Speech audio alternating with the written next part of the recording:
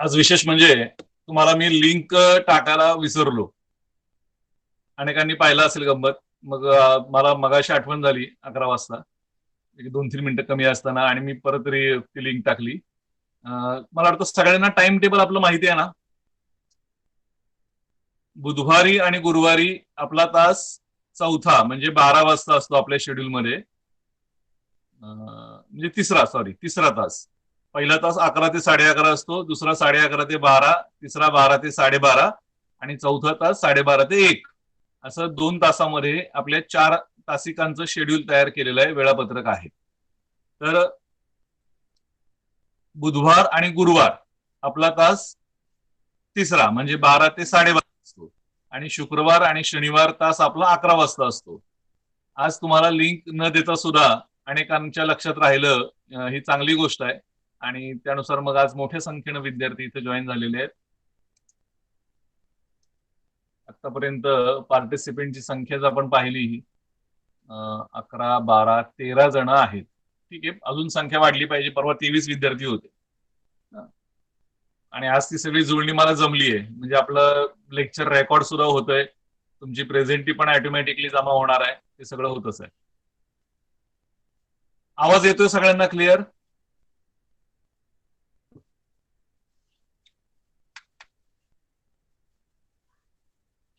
समीक्षा sir आवाज येतो. अगदी क्लिअर येतोय ना? नाहीतर मग मला माईक हो बसवायला. सर. पण माईक जर बसवलं तर मला तुमचा रिस्पॉन्स कळत नाही, तुम्ही काय बोललात तर मला ऐकू येत नाही, एवढा प्रॉब्लेम होतोय. माईकची गरज नसेल तर काय हरकत नाही, मग डायरेक्टली मी तुमच्याशी असं बोलू शकतो. तर मला सांगा माईकची गरज आहे किंवा नाही. आपण काल हे जे पाहत होतो कवितेची संकल्पना, कविता संकल्पना आणि स्वरूप हा जो आपला पहिला भाग आहे तो आपण पाहतो आहोत. आणि त्याच्यामध्ये आपण काल असं पाहिलं की अनेकार्थता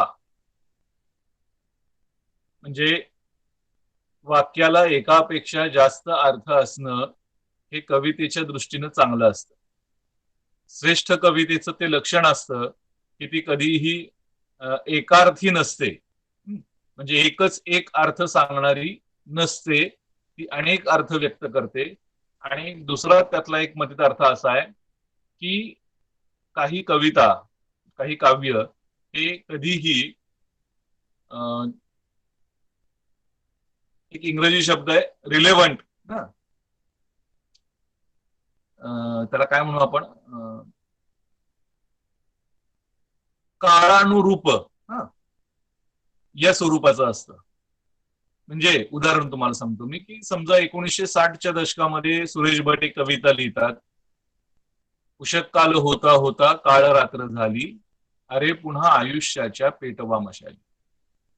ही कविता आजच्या घडीला लागू पडते का? आज 60 वर्ष होऊन गेली समजा या कवितेला, तर आजच्या घडीला सुद्धा, आजच्या काळात सुद्धा ही कविता रिलेव्हंट आहे असं आपण म्हणतो.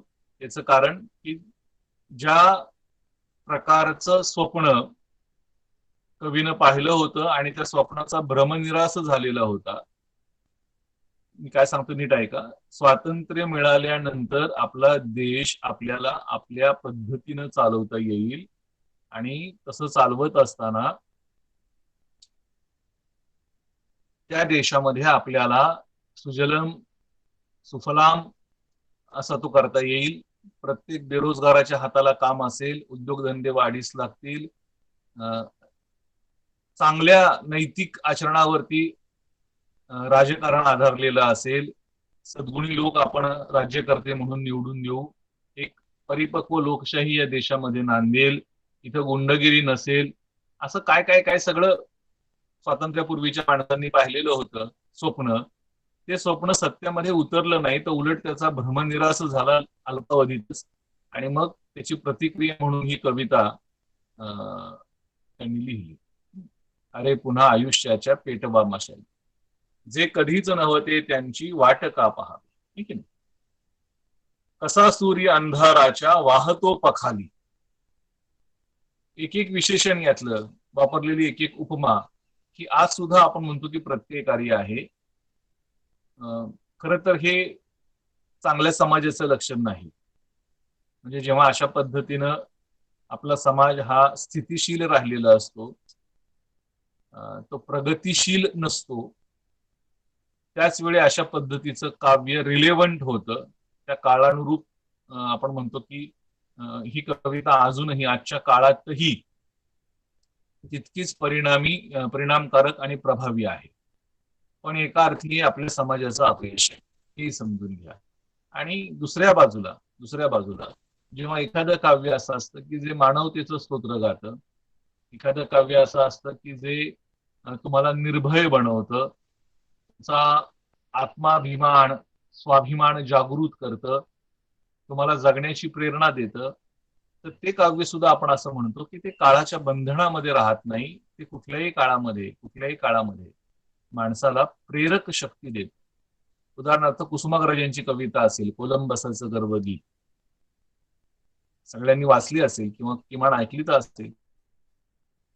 हं. हजार जिव्हा तुझ्या गरजू दे, प्रतिध्वनी नेत्या सागरा डळमळू दे तारे. विशाल पर्वत हेल काऊ दे, विशाल सागर हेल काऊ दे, पर्वत पाण्याचे ढळू दे दिशा कोण सारे. कितीही वाईट परिस्थिती आली तरी सुद्धा मार्ग आमुचा रोधू न शकती, ना धन ना दारा, घराची वा वितभरकारा. मानवतेचे निशाण मिरवू महासागरात, जिंकुनी खंड खंड सारा. अशा पद्धतीचा प्रचंड आशावाद व्यक्त करणारी कविता तुम्ही कुठल्याही काळी ऐका. ज्या ज्या वेळी तुमचं मन नाराज असेल, निराश झालेलं असेल, हिरमुसलेलं असेल, त्या त्यावेळी तुम्हाला जगण्याची, जगण्यात आवश्यक असणारी झुंज देण्याची ताकद ही कविता देते. मग ह्या कवितेला सुद्धा स्थळ काळाची बंधनं नसतात. आपण असं म्हणतो की कुठल्याही काळामध्ये रिलेव्हंट असणारी कविता आहे. आता ही जी कालसापेक्षता आहे या काव्याची, ही सुद्धा या अनेकार्थतेच्या शक्तीमुळेच निर्माण झालेली असते. आहे की नाही अनेकार्थतेची शक्ती, सांगा तुम्ही मला. मी आता जी दोन उदाहरणं घेतली, एक निराशेचं होतं आणि दुसरं उत्साहाचं होतं. बरोबर आहे की नाही? निराशेचं उदाहरण आपण पाहिलं कुठलं, उशीर काल होता होता काळ रात्र झाली. आज सुद्धा तीच परिस्थिती आपल्याला.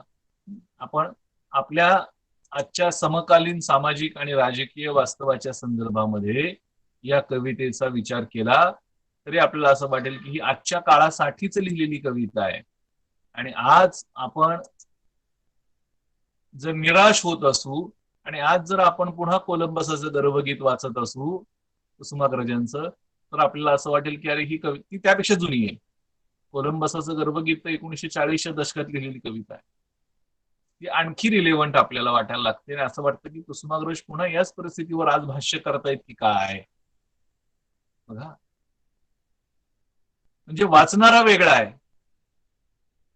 पण तो वाचणारा त्या कवितेतल्या आशयाला, त्या कवितेतल्या शब्दातनं व्यक्त होणाऱ्या अर्थाला आपल्या स्वतःच्या मनस्थितीशी, आपल्या स्वतःच्या भावस्थितीशी रिलेट करतो. काय करतो? रिलेट करतो. हे नीट समजून घ्या.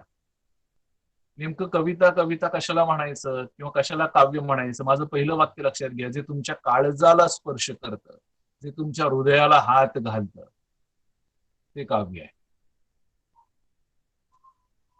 मग कदाचित ते गद्य असू शकेल, कदाचित तो एखादा मंत्र असू शकेल. जेव्हा स्वामी विवेकानंद म्हणतात की उठा जागे व्हा, हे की नाही, आणि आपलं ध्येय प्राप्त केल्याशिवाय थांबू नका, जागृत, उत्तिष्ठ, वगैरे वगैरे त्यांचं जे आहे ना त्याच्यामध्ये. किंवा आंबेडकर म्हणत असतील की शिका, संघटित व्हा आणि संघर्ष करा, तर तो जो एक मूलमंत्र आहे, तो मूलमंत्र सुद्धा एक कविताच आहे. कारण ती तुमच्या मनाला, तुमच्या हृदयाला स्पर्श करते. इथपर्यंत कळतंय सगळ्यांना?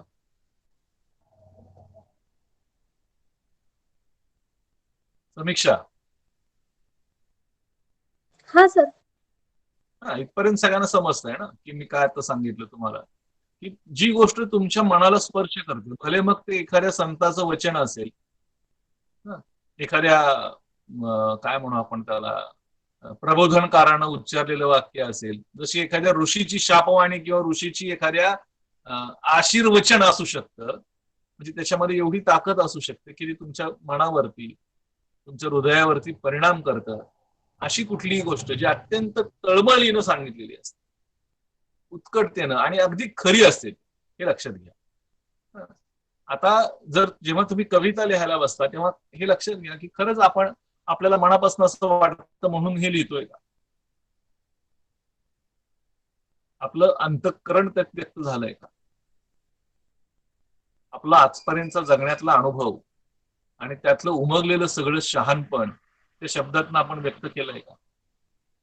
आणि तसं नसेल केलं, तो अनुभव आपला नसेल, ती भावना आपली नसेल, आणि दुसऱ्या कुठल्या तरी एखाद्या गोष्टीवरची आपली नुसती प्रतिक्रिया असेल, तर ते काव्य होत नाही.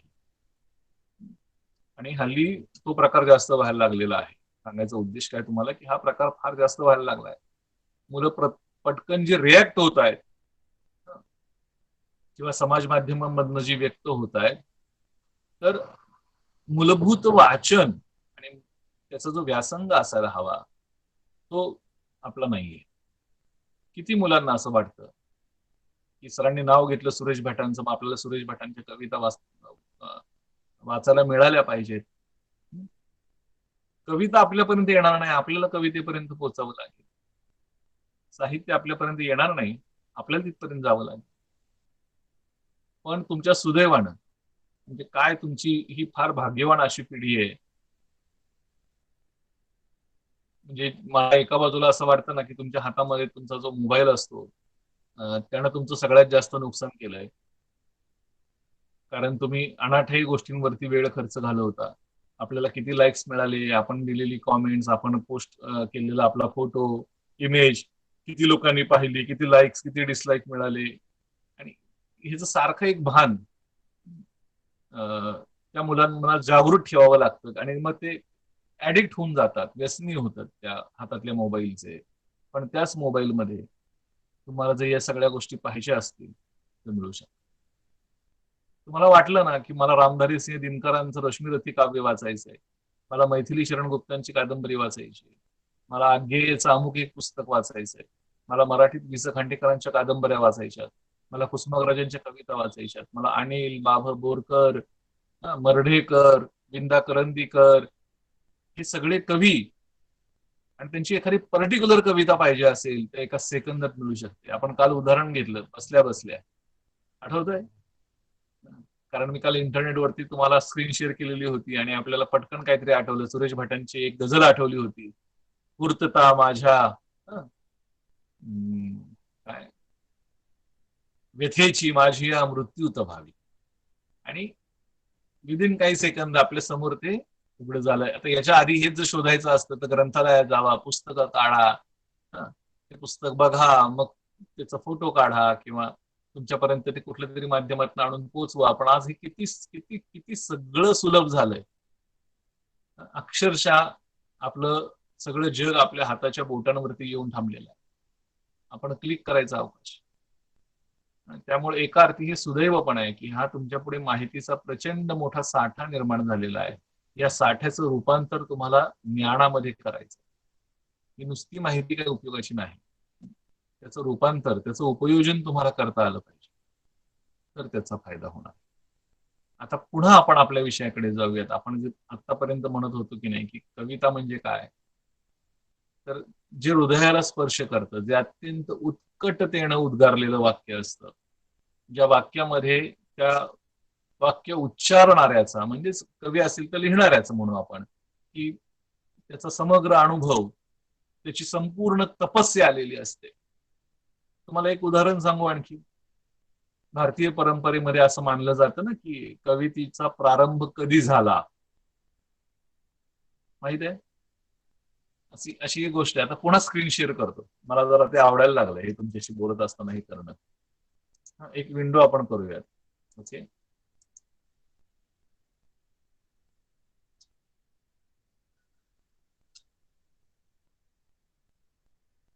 काय पाहायचंय आपल्याला? जसं आपण काल पाहिलं तसंच एक उदाहरण.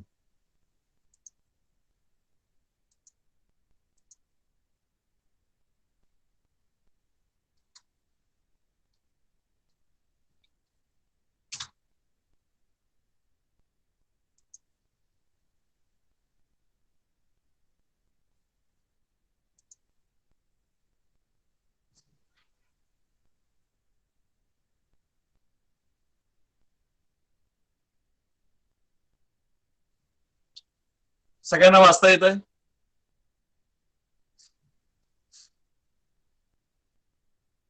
वाल्मिकी नावाचे कवी ज्यांनी रामायण या आर्ष ग्रंथाची रचना केली. आपण असं मानतो ना की आपल्या भारतीय संस्कृतीमधला फार पुरातन असा हा ग्रंथ आहे.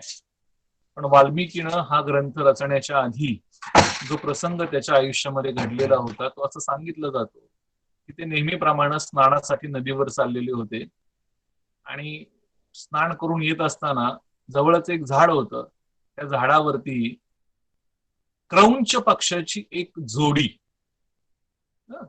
बसलेली होती. महर्षींचं लक्ष त्या क्रौंच पक्षाच्या जोडीकडे गेलं. ते मिथुन क्रीडा करत होते. त्यांचा शृंगार चाललेला होता आणि तेवढ्यात एक बाण सु सु सु करत आला आणि खचकन एका पक्षाच्या छातीमध्ये घुसला. जसा तो बाण त्या पक्षाच्या छातीमध्ये घुसला तो पक्षी झाडावरनं टपकन खाली पडला आणि पंख फडफडवत तो मरून गेला. याच्या पुढे जे घडलं ते महत्वाचं आहे. दुसरा पक्षी खाली उतरला. तो त्या पहिल्या पक्षाच्या जवळ गेला.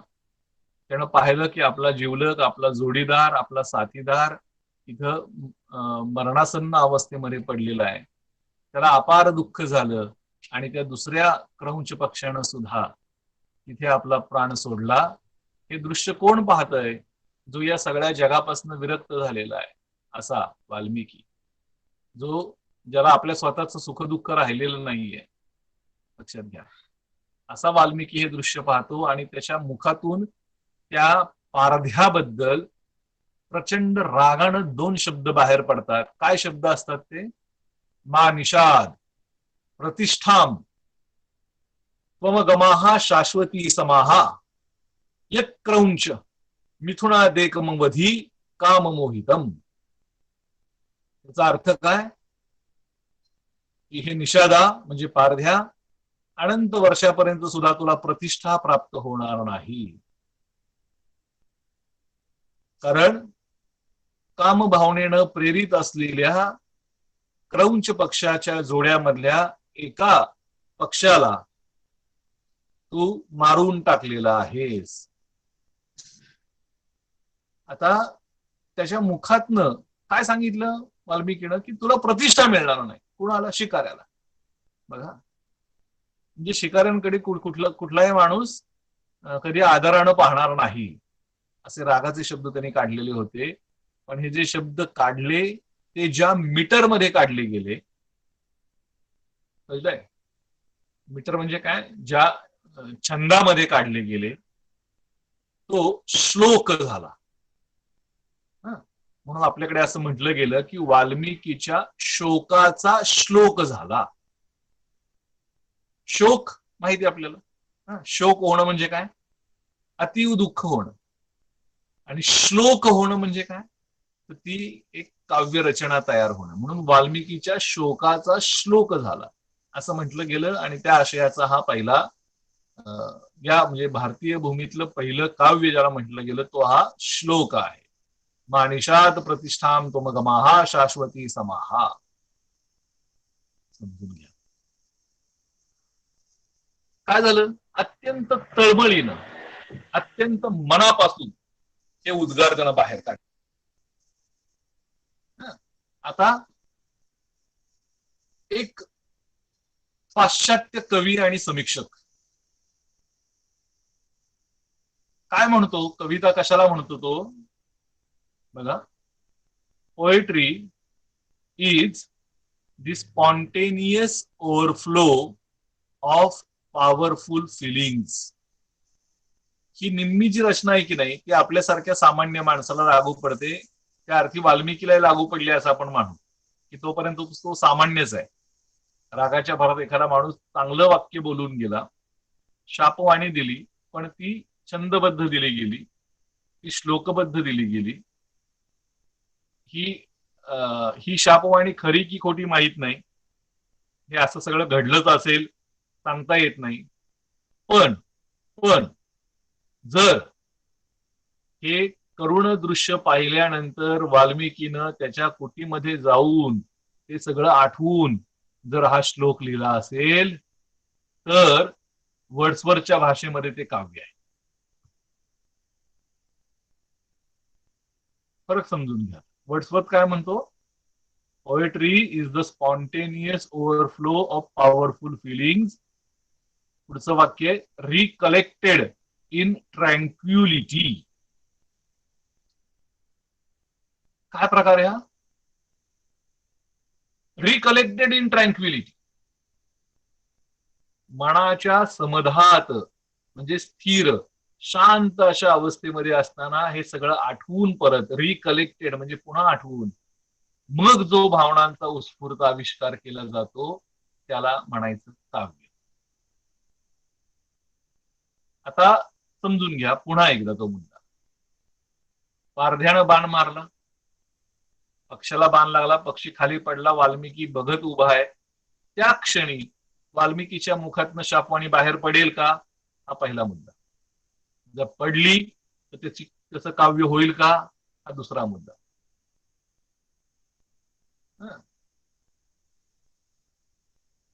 आपल्यासारखा माणूस काय करेल?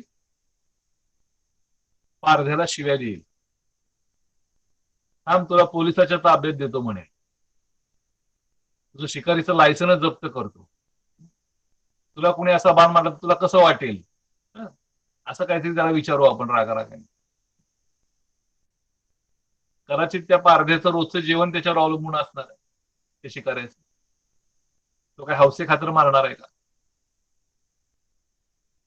पण बघा, ज्यावेळी आपण असा प्रसंग घडला नसताना सुद्धा असा जो प्रसंग घडला आहे अशी कल्पना आपल्या मनामध्ये करतो, म्हणजे प्रसंगही खोटा, आणि त्या खोट्या प्रसंगाची आपण जेव्हा कल्पना करतो आणि आपण खऱ्या भावनेसारख्या सगळ्या भावना आपल्या व्यक्त करायला लागतो तेव्हा ते काव्यरूप होतं.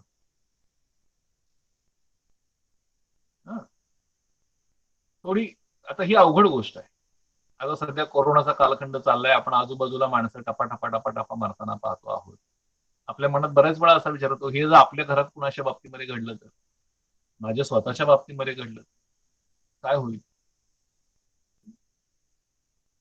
अशी कल्पना केली, फार तीव्रपणे कल्पना केली, आणि त्या कल्पनेचं रूपांतरच पुढे मग आपण एखाद्या लेखात, एखाद्या कथेत, एखाद्या कादंबरीत किंवा पद्यरचनेच्या सहाय्याने एखाद्या काव्यात करू शकलो तर ते साहित्य होतं, ते काव्य होतं.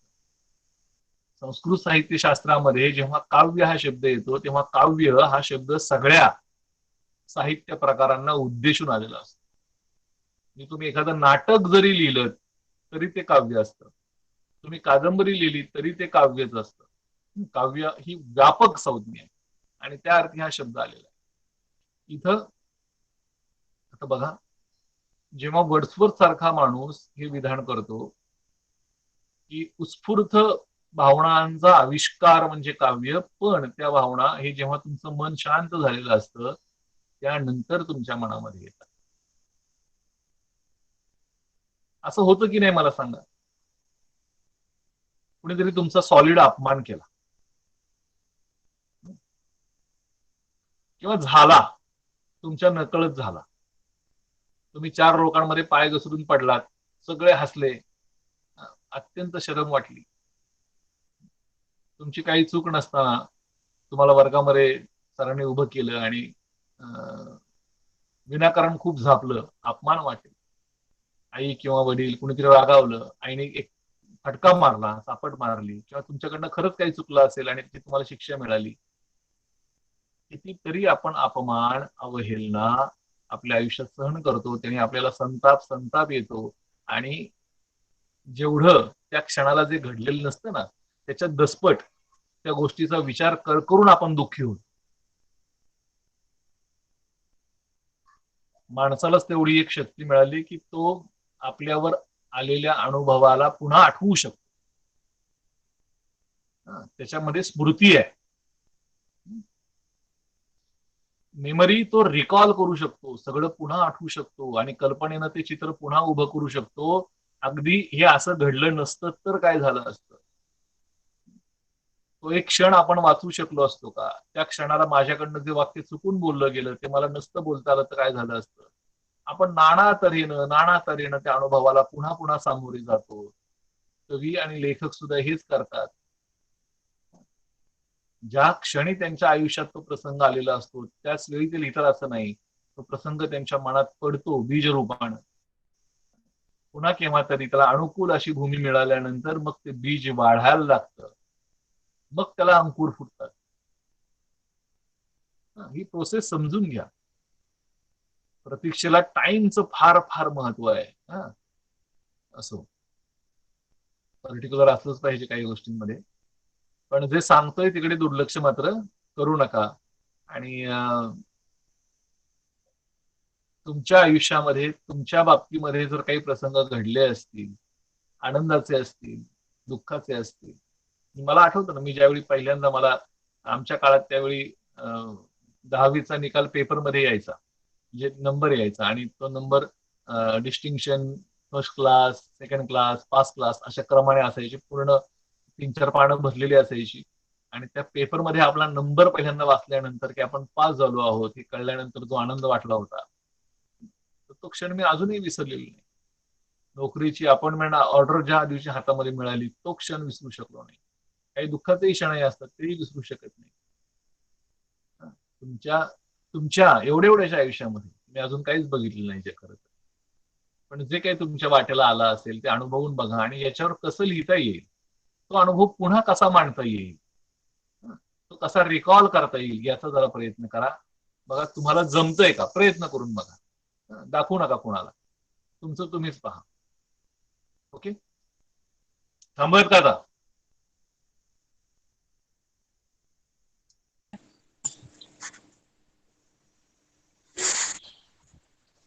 अरे मी काय बोलतो ते कळते का बाळांनो?